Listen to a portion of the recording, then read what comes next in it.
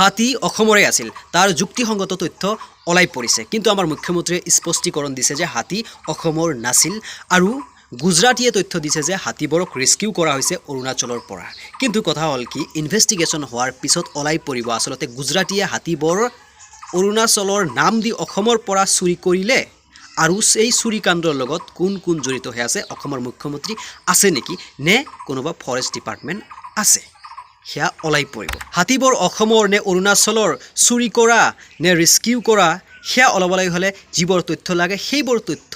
আমি ৰাইজেও দাঙি ধৰিব লাগিব কাৰণ ৰাইজে চুপচাপ থাকিলে হাতী নহয় অসমখনকে কেতিয়াবা বিক্ৰী দিব কোনোবাই চুৰি কৰি লৈ যাব প্ৰথমতে আমি জানিম বাতৰিত দেখুওৱা মতে হাতীবোৰ কৰ পৰা লৈছে একৰ্ডিং টু অৰুণাচল টুডে रिपोर्टों के अनुसार नमसाई जिले के चौंगकम और लाथाऊ सर्कल से 20 से ज्यादा वाहनों में कथित तौर पर एक बार फिर हाथियों को ले जाया गया অৰুণাচলৰ নামচাই জিলাৰ লাথাও আৰু চংখাম চাৰ্কেলৰ পৰা হাতী উঠাইছে ফচিঘাট আৰু পূব চিয়াঙৰে লিখাং গেটৰ দ্বাৰা ৰাতিৰ এন্ধাৰত পাৰ হৈছে গুজৰাটৰ নাম্বাৰ প্লেট থকা এনিমেল ৰেস্কিউ নামৰ এম্বুলেন্সবোৰত হাতী ভৰ্তি 20টাৰো অধিক নাম্বাৰৰ প্ৰনাউন্সিয়েশ্যন ভুল হ'ব পাৰে ইটছ ডাজেণ্ট মেটাৰ কিন্তু পিছত সাংবাদিকে পুলিচ চেকপইণ্টত জানিবলৈ চেষ্টা কৰিছে কিন্তু পুলিচ চেকপইণ্টৰ পৰা কোৱা হৈছে যে ইয়াতে কোনো তথ্য দিয়া নহ'ব আৰু পুলিচ চেকপইণ্টৰ পৰা দেখাই দিয়া হৈছে ডিএফঅক আৰু ডিএফঅক যেতিয়া কল কৰিছিল সাংবাদিকে তেতিয়া ডিএফঅই ফোন ৰিচিভ কৰা নাছিল এবাৰ নহয় বাৰ কল কৰা হৈছিল তথাপিও ফোন ৰিচিভ কৰা নাছিল এইখিনিতে এটা ডাঙৰ লুপ হল সময় আছে যে আচলতে হাতীবোৰ চুৰি কৰিছে নে ৰেস্কিউ কৰিছে সেয়া ওলাবলৈ সহজ হৈ যাব নাম্বাৰ 1 লাথাও আৰু টেঙাপানীৰ দুটা ফৰেষ্ট গেট পাৰ হৈছে এনিমেল ৰেস্কিউ এম্বুলেন্স যে আছিল গুজৰাটৰ নাম্বাৰ প্লেট লগোৱা আৰু সেই গাড়ীবোৰৰ তথ্য নাইবা কাৰৱাই কিয় কৰা হোৱা নাই একৰ্ডিং টু অৰুণাচল টুডे रिपोर्टों के अनुसार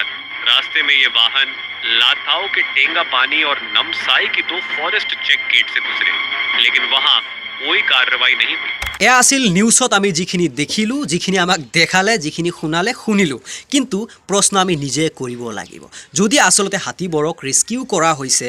তাৰ ডকুমেণ্টেশ্যনটো থাকিব লাগিব কাৰ পৰা হাতী ল'লে যিজন প্ৰথমে পুহিছিল মাহুত যিজন আছে সেইজনৰ দস্তাখাত থাকিব লাগিব সেইজনৰ ভিডিঅ' থাকিব লাগিব স্বাক্ষৰতা থাকিব লাগিব যে হাতীবোৰ তেখেতৰ পৰাই লোৱা হৈছে কাৰণ হাতী এনেই অহা বস্তু নহয় যে বজাৰত গ'লো আৰু কিনিলোঁ এয়া ফৰেষ্ট ডিপাৰ্টমেণ্টৰ লগত জড়িত থকা বস্তু আছে এজন সাধাৰণ ব্যক্তিয়েও জানে যে হাতী যদি মই লৈ যাওঁ গাড়ীত কৰি সকলোৱে সুধিব যে আচলতে হাতীবোৰ চুৰি কৰা হ'ল নে ৰেস্কিউৰ নামত চুৰিয়ে কৰা সব পৃথিৱীৰ কোনো এজন সুস্থ ব্যক্তিয়ে প্ৰমাণ নোহোৱাকৈ দস্তাখাত নোহোৱাকৈ স্বীকৃতি নিদিয়াকৈ কোনো ডকুমেণ্টেশ্যন নোহোৱাকৈ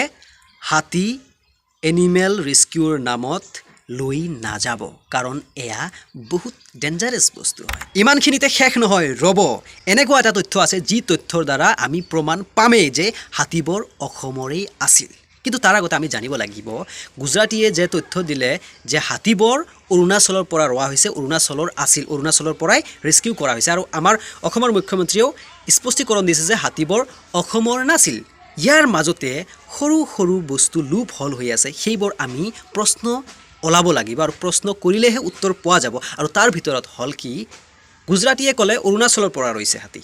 মুখ্যমন্ত্ৰীয়ে ক'লে অসমৰ নহয় হাতী কিন্তু মোৰ সন্দেহ সেয়া হ'ল হাতীবোৰ আচলতে অৰুণাচলৰ পৰা লোৱা হৈছে সেয়া স্বাভাৱিক কথা হাতী অসমৰ পৰা মাহুতৰ দ্বাৰা নি গৈ ৰাতি খৰচ কৰাই লৈ আৰু এটা ফেচবুক পোষ্টৰ দ্বাৰা আমি বুজিবলৈ চেষ্টা কৰিম ফেচবুকে মোক ৰেকমেণ্ড কৰে এজন ব্যক্তিৰ কিছু পোষ্টবোৰ নাম বিজিত সেইজনে লিখিছে এটা কথা লাইক মিমত লিখিছে হাতীৰ প্ৰসংগত কোৱা নাই কিন্তু হাতীৰ নিউজৰ সময়ত কৈছে আৰু তাৰ পৰা আমি বুজিবলৈ চেষ্টা কৰিম আচলতে ঘটনাটো কি সেইজনে লিখিছে যে কিছুদিন আগত যেতিয়া গাড়ী মটৰৰ কাগজ পাতিৰ ভেজাল আছিল তেতিয়া অৰুণাচল নাইবা নাগালেণ্ডত গৈ সেয়া শুদ্ধ কৰি লৈ আহি অসমত প্ৰৱেশ কৰিছিল অসমত চলাইছিল ঠিক তেনেধৰণে অসমৰ হাতী মাহুতৰ দ্বাৰা অৰুণাচলত নি গুজৰাটৰ গাড়ীত উঠাই দিয়া হ'ল নেকি চৰকাৰে অবৈধভাৱে বিক্ৰী কৰিলে নেকি নে গুজৰাটীয়ে চুৰি কৰিলে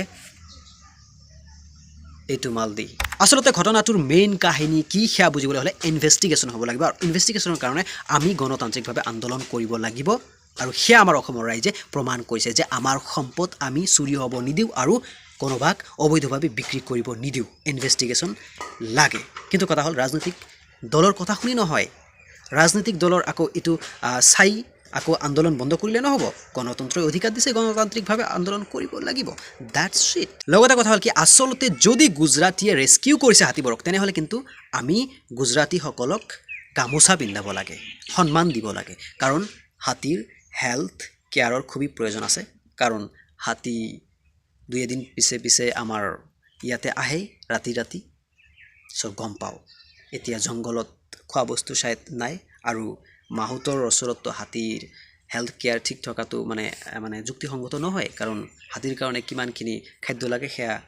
বুজাৰ প্ৰয়োজন আমি কিন্তু চুৰি হৈছে নে ৰেস্কিউ হৈছে সেয়া প্ৰমাণ কৰিবলৈ তথ্য লাগিব আৰু তথ্য বিচাৰিব কোন ইনভেষ্টিগেশ্যন যিজনে কৰিব আৰু তাৰ কাৰণে